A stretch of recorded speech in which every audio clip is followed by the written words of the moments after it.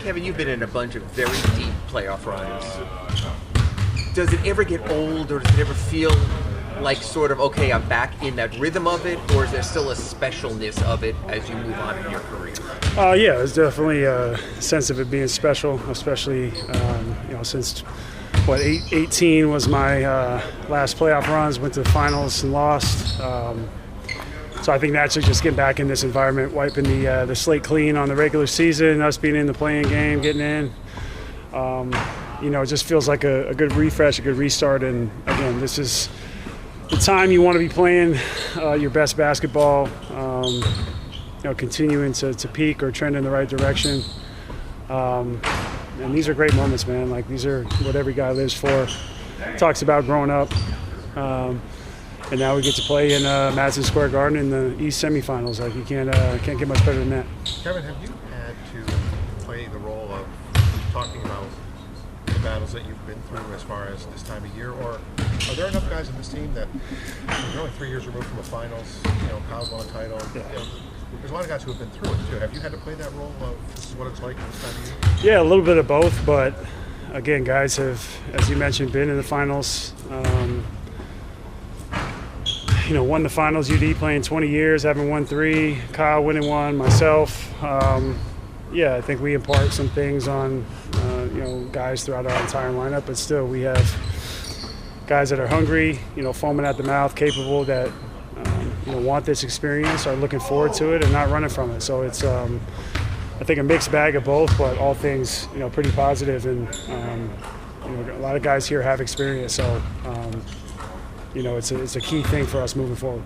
Having on some level, I'm sure catch and shoot 3 is a catch and shoot 3, but the way the Knicks spaced the floor defensively different from Milwaukee, do you expect your shots to come about differently? Yeah, I imagine, and it's we don't know how they're going to guard Jimmy or Bam, but it's for us, it's going to be, especially defensive rebounding the basketball. That's going to be a huge emphasis for us naturally, with them being such a good offensive rebounding team, with all the players they have on there. But primarily, Robinson, Randall,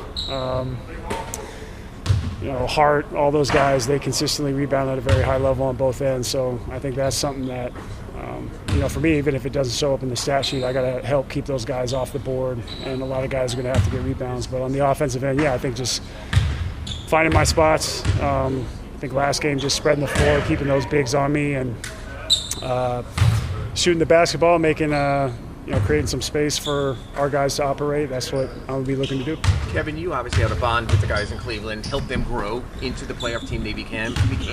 Did you talk to any of those guys, or sort of offer them any thoughts after they were eliminated and just what they've been through? Or I just talked to some people on the training staff. I have a couple buddies that have been there my entire time there on the coaching staff. But players, not really yet. Not even the guys I was the closest to, the most close, even though we were all tight on that team. But like Don and Darius and Jetty and Jared and those type of guys, like Dean Wade. I mean, all throughout our lineup, Ricky Rubio, like those guys I'll eventually speak to, but I kind of wanted to let them kind of get through this, because I know it sucks. Kevin, what is it about the Heat culture that you enjoy the most? Not unlike Cleveland, just coming into work every day, the grind, the attention to detail, the level of professionalism. I think the work habits, I think all those things. I know I'm leaving some stuff out, but all that stuff gets me excited to come into work.